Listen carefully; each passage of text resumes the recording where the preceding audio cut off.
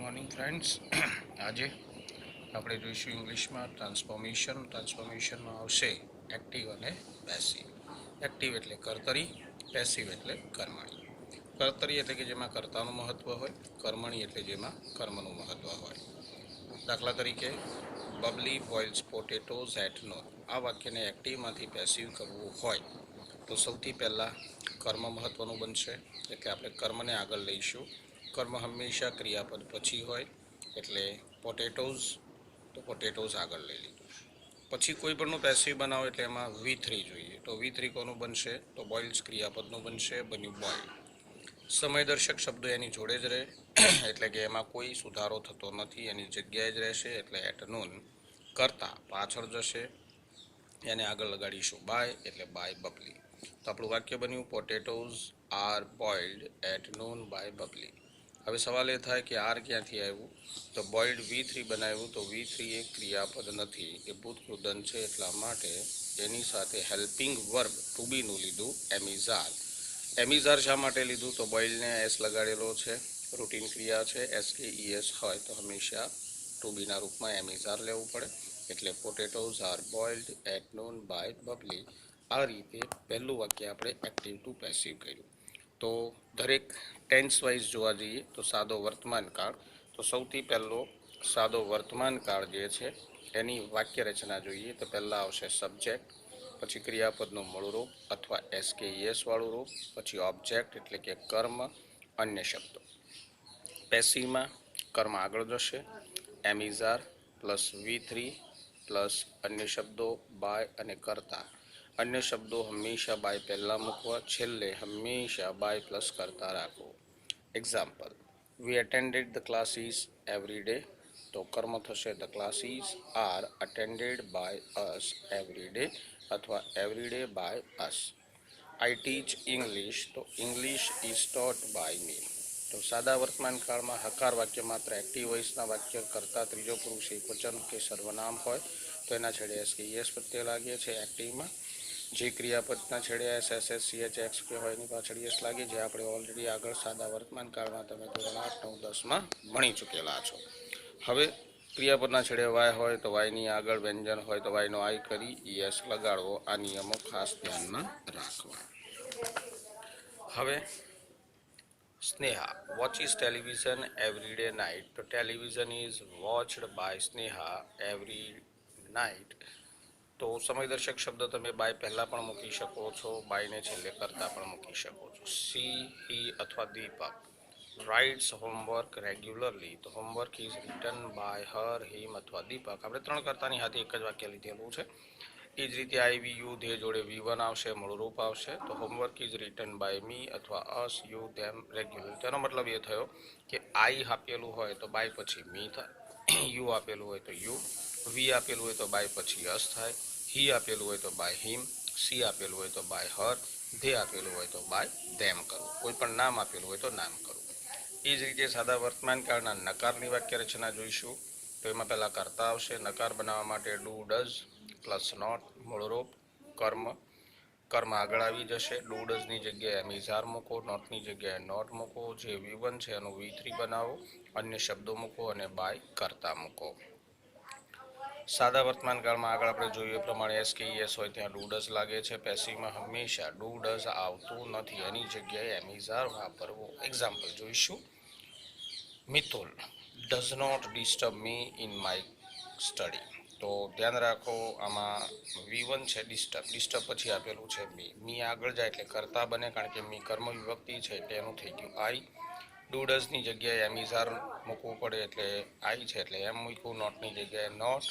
ડિસ્ટર્બનું V3 disturbed. In my study by Mitul લખવું વધારે યોગ્ય રહેશે. We do not understand the importance of our value. So the importance of our vote is not understood by us. વીનું થઈ ગયું us. Mr. Patel does not take ice cream. Ice cream is not taken by Mr. Patel. એ જ રીતે સાદા વર્તમાન કાળની પ્રશ્નાર્થ વાક્ય રચના જોઈશું. તેમાં ડુ ડઝ કર્તાની આગળ આવશે, પછી કર્તા, ક્રિયાપદનું મૂળરૂપ, પછી કર્મ, અન્ય શબ્દો, પાછળ પ્રશ્નાર્થ ચિહ્ન હોવું જોઈએ. ડુ ડઝની જગ્યાએ એમિઝાર આવી જશે, પ્લસ કર્તાની જગ્યાએ કર્મ આવી જશે, પ્લસ ક્રિયાપદનું જે મૂળ રૂપ છે એનું V3 થઈ જશે. અન્ય શબ્દો બાય, પછી છેલ્લે કરતા, પાછળ પ્રશ્નાર્થ ચિહ્ન ખાસ મૂકવું. જે વાક્ય રચનામાં ધ્યાન રહે, જો પ્રશ્નાર્થ ચિહ્ન નહીં હોય તો ખોટું પડી શકે છે. એ જ રીતે અહીંયા એક્ઝામ્પલમાં આપેલું છે કે do you attend the class regularly ઉપરનું વાક્ય જે હતું એને આપણે પ્રશ્નાર્થ બનાવેલું છે. તો ડુની જગ્યાએ આવી you are the classes attended by you regularly. Does she celebrate her birthday every year? તો કર્મ થશે હર બર્થડે આખું નામ, તો ઇઝ હર બર્થડે. V1 છે સેલિબ્રેટ, એનું થશે સેલિબ્રેટેડ બાય, સીનું પાછળ થઈ ગયું હર એવરી યર. તો સાદા વર્તમાન કાળના WHમાં જોઈશું. તો WHમાં what do you write every day, વોટમાં કોઈ કર્મ હોતું નથી એટલે સીધે સીધું what is written by you every day. એ જ રીતે વેર, તો WH શબ્દની જગ્યાએ where does she learn dancing, તો where is dancing learnt by her. આમાં V3 આવડવું ખાસ જરૂરી છે. Why do they clean that ground, તો why is that ground cleaned by them.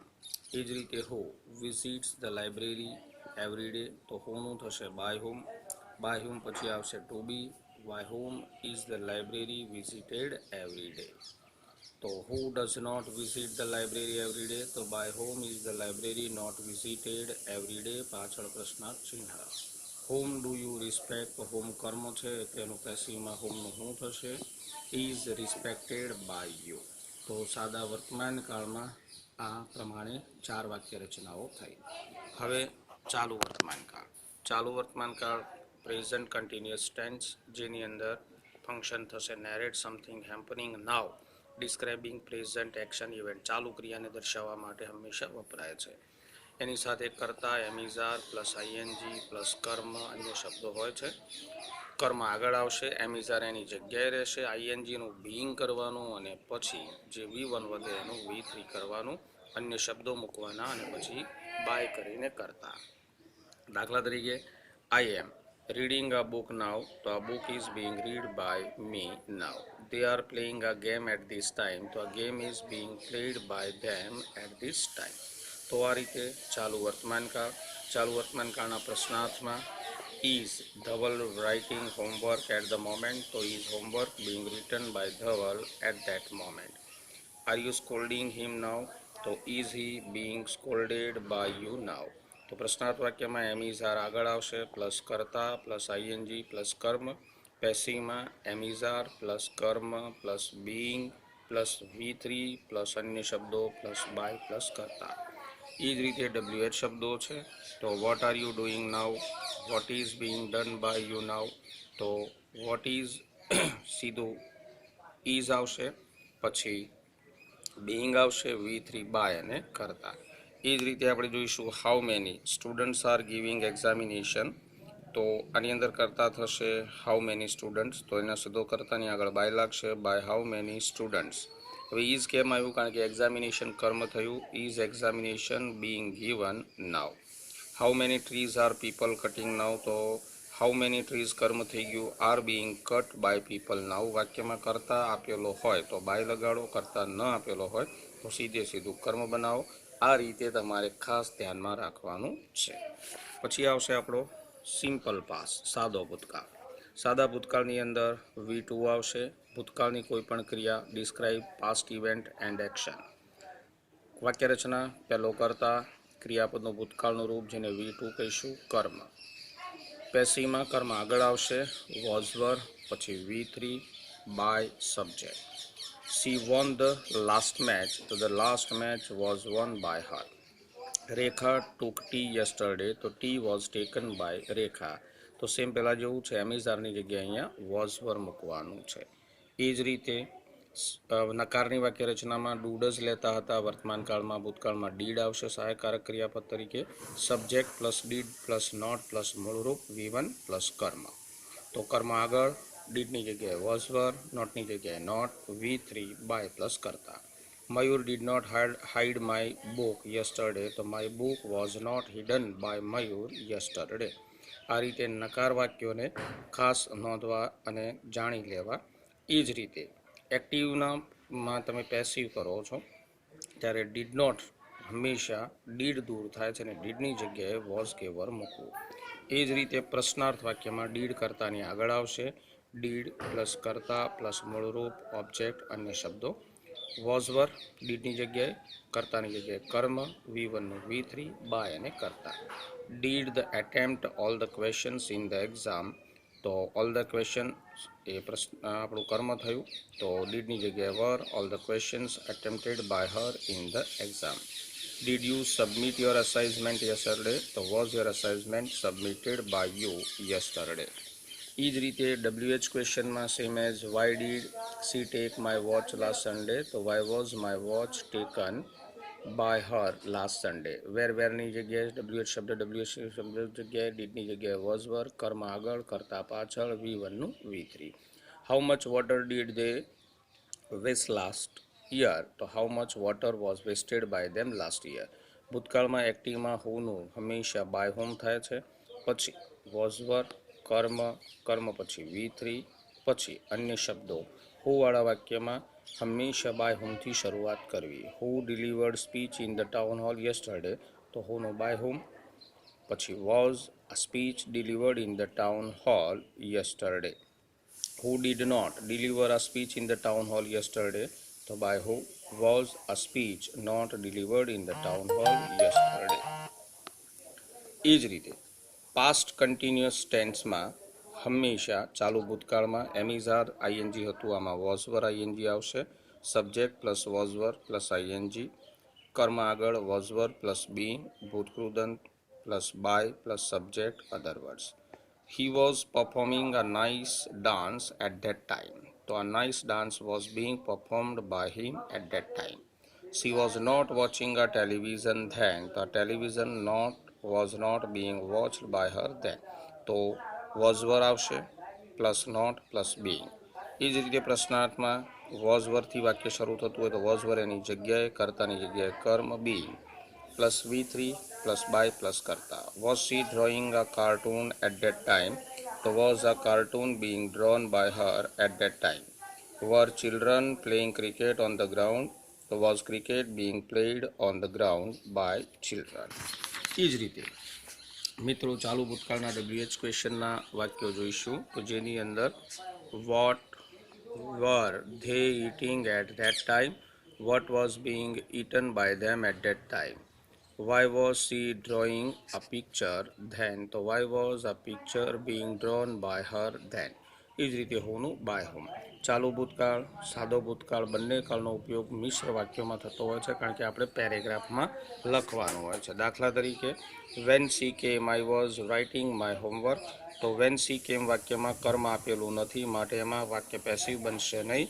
My homework was being written by me. યાદ રાખો જે વાક્યમાં કર્મ ન હોય તેનું પેસિવ બનતું નથી. When she called me I was singing a song. તો when I was called by her a song was being sung by me. તો આ રીતે ડબલ સેન્ટેન્સનું એક્ટિવ પેસિવ તમારે બનાવવાનું હોય છે. તમને કોઈ સિંગલ સેન્ટેન્સ પૂછાવાનું નથી, હંમેશા વાક્ય જ આવશે. પ્રેઝન્ટ પરફેક્ટ ટેન્સ પૂર્ણ વર્તમાન કાળ જેની અંદર હેવ હેઝ પ્લસ V3 આપેલું હશે. હેવ હેઝ V3ની વચ્ચે બીન મૂકી દેવાનું, કર્મ આગળ લઈ દેવાનું, કરતા પાછળ. તો she has just finished her project. Her project has just been finished by her. They have opened a new shop in Anand. તો new shop has been opened by them in Anand. એ જ રીતે their assignment have not been submitted them so far. તો આ રીતે પૂર્ણ વર્તમાન કાળ, પૂર્ણ વર્તમાન કાળના નકાર, પ્રશ્નાર્થ, WH શબ્દો વગેરે. તમને એક પેરેગ્રાફમાં આવશે. પેરેગ્રાફમાં કોઈ પણ 4 વાક્ય આપેલા હશે જે જુદી જુદી રીતે હશે. એ જ રીતે પૂર્ણ ભૂતકાળ છે. પૂર્ણ ભૂતકાળને પણ હેવ હેઝ જ્યાં પૂર્ણ વર્તમાન કાળમાં વાપરતા હતા ત્યાં હેડ આવશે. આના પેસિવમાં પણ બીન આવવું જોઈએ. કરતા had plus V3 object, object આગળ આવી જાય. Had plus been plus V3 plus by plus subject. તો આ રીતે પૂર્ણ વર્તમાન કાળના એક્ઝામ્પલ જે બધા આપેલા છે હકાર, નકાર, પ્રશ્નાર્થ અને WH શબ્દ એને સંપૂર્ણપણે તમારે વાંચી લેવાના છે. ધ્યાન રાખવાનું છે વધારાના શબ્દો અંદર આવવાના નથી. આપણને વાક્ય સિંગલ પૂછાતા નથી. પ્રેક્ટિસ આપણે પેરેગ્રાફની કરવાની છે, પરંતુ બેઝિક ફાઉન્ડેશન જળવાઈ રહે એ માટે તમને આ બધા વાક્યો આપવામાં આવે છે. બરાબર. તો આજે આપણે જોયો સાદો વર્તમાનકાળ, સાદો ભૂતકાળ, ચાલુ વર્તમાનકાળ, ચાલુ ભૂતકાળ, પૂર્ણ વર્તમાનકાળ અને પૂર્ણ ભૂતકાળ. બાકીના જોઈશું નેક્સ્ટ લેક્ચરમાં. Okay, today is enough. Thank you.